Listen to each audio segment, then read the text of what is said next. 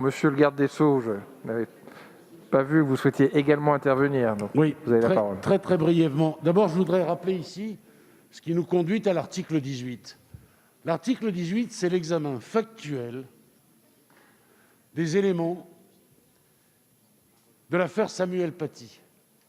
On constate et on déplore, évidemment, de ne pas avoir pu judiciariser plus tôt.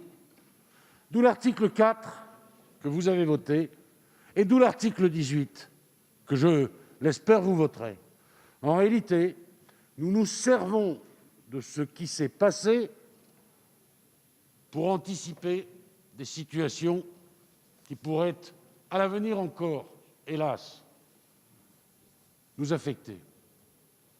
Alors, il est faux de dire, le ministre de l'Intérieur vient de le rappeler, qu'il y avait les outils dans le code, et notamment, M. Coquerel a évoqué l'article 222-33-2-2 du code pénal. Il s'agit du harcèlement moral qui cause une dégradation dans les conditions de travail. Strictement rien à voir avec l'affaire qui nous occupe. C'est ma première remarque, je vais aller très vite. La deuxième, on nous dit, mais est-ce qu'on ne pourrait pas poursuivre un journaliste qui donnerait un certain nombre d'informations?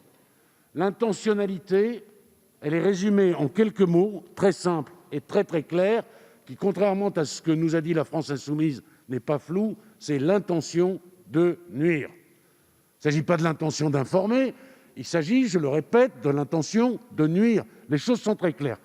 Troisième remarque, monsieur le député Vallaud, et ça m'a évidemment interpellé. Vous nous dites, dans une construction qui mérite que l'on s'y arrête, vous nous dites, mais au fond, l'article 18 est puni de 3 ans d'emprisonnement, alors qu'une dégradation d'un bien mobilier, dégradation simple, est punie de 2 ans. Alors, peu importe, vais-je vous répondre, parce que celui qui lance cette espèce de bulle, mortifère hélas parfois, délétère toujours, il ne connaît pas forcément le résultat. Il dit, le professeur Durand, qui enseigne la liberté de caricaturer, exerce son activité au lycée Montaigne. Première difficulté, celle de la preuve. Et il appartiendra naturellement au procureur de la République de faire son travail, la démonstration probatoire. S'il a la preuve, vous savez que ça franchit le cap de la condamnation. S'il ne l'a pas, on arrête tout de suite. Et deuxième élément, vous dites, mais ce n'est pas très logique, parce que c'est puni de 3 ans, alors que la dégradation elle-même, elle est punie de 2 ans.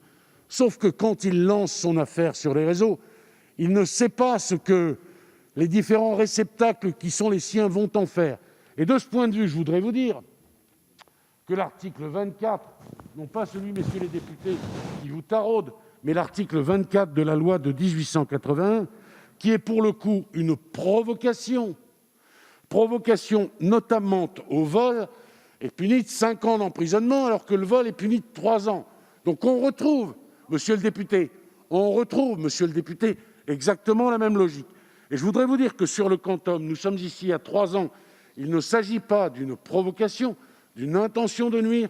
Et pour la provocation, je viens de le rappeler à l'instant, c'est puni de 5 ans. Dernier élément, mais vraiment dernier élément.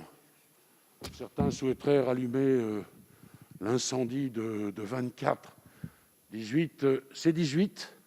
24, c'est 24. Et c'est très clair. Vous ne souhaitez pas que ça le soit, mais ça l'est. Et on ne va pas relancer ce débat. Cet article, où vous estimez que dans l'affaire Paty, on avait tout. Parce que c'est ça l'essence de notre travail à l'origine. Et alors, vous refusez de voter le texte.